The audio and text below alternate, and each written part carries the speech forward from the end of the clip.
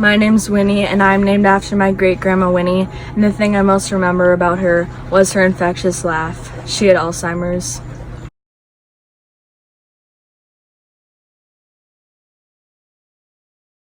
This is something that unfortunately is starting to impact people who are in the prime of their life. How old was your mother when she got diagnosed with Alzheimer's? She was like 67. Years ago. My mother, Pip, was an amazing cook. She was first generation Italian, and everything came from her garden and everything was from scratch. I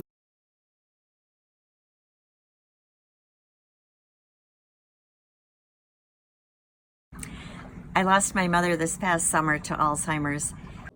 Alzheimer's takes over a person. All aspects of their life are impacted until they can no longer talk and walk and eat or do anything on their own. Alzheimer's got to the point where she couldn't remember. She couldn't cook. She couldn't remember the recipes. She would forget if she added something. She would leave things on the stove, which then that got to be dangerous. So probably losing that ability and that freedom and that creative side of her was so hard to watch.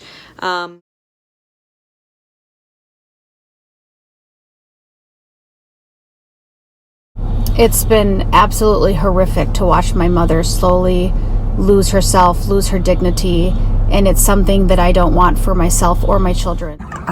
It took over 12 years, and every year I lost a little bit more of her sparkle and her personality. The last few years of our mom's life, it was just like garbled talk and baby talk. There was no way really for us to communicate, with the exception of hugs and kisses and holding hands. My grandmother's been fighting Alzheimer's for about 10 years. She lives in Texas, so I don't see her often, and I don't experience the day-to-day changes that that she's experienced over the last several years. I went down for my grandfather's funeral and was really taken aback by the experience that I had there. When she got out of the car coming from the care facility, I witnessed how the disease has deteriorated her body. She didn't know where she was. She couldn't communicate with any of us. She didn't understand what she was doing or why she was there. And we were there to say goodbye to my grandfather. But what we also experienced was, what I experienced was watching my grandma, who had been married to this man for 64 years, and this disease robbed her of the opportunity to say goodbye to him.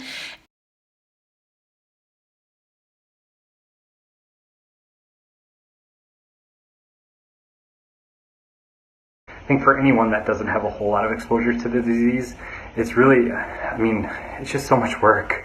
I think you kind of underestimate the amount of time that goes into it with, between the appointments, the late night emergencies, the anxiety, everything that kind of comes up with this disease. And I am a healthcare provider, and I have cared for those affected by the disease of Alzheimer's and therefore their family members. And when Leah asked me to be part of the committee, I felt honored to be part of something that is raising awareness and funds for research, as well as respite care within our community. This is a hard disease, and it is impossible to go through this disease alone, and we really don't want anyone to do that. So I thank you, whether you're a walker, a sponsor, a donor, a volunteer, you've made a huge impact.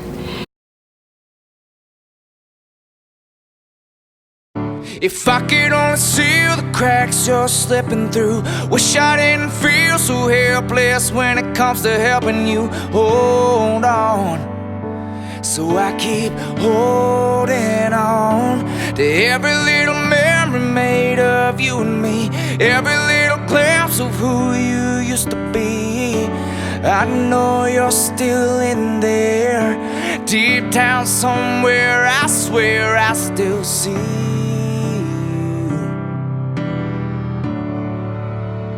Between the blank stares,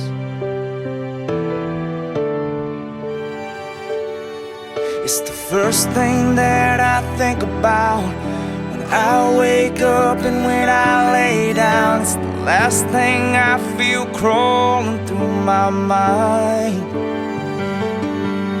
I'm still trying to understand it. Sitting next to you, holding your hand and hoping you won't fade away this time. Just stay a little while, please stay a little while. If I could only see the cracks you're slipping through. Wish I didn't feel so helpless when it comes to helping you hold on. So I keep holding on to every little memory made of you and me, every little glimpse of who you used to be. I know you're still in there, deep down somewhere, I swear I still see you. Between the blank stares, it's getting harder and harder to watch you disappear. Oh, you're falling farther and farther and leaving me in tears. If I could only see the cracks you're slipping through. Wish I didn't feel so helpless when it comes to helping you hold on. But I keep holding on. Every little memory made of you and me, every little glimpse of who you used to be. I know you're still in there, deep down somewhere, I swear I still see you. Yeah, I still see you. Between the blank stares, between the blank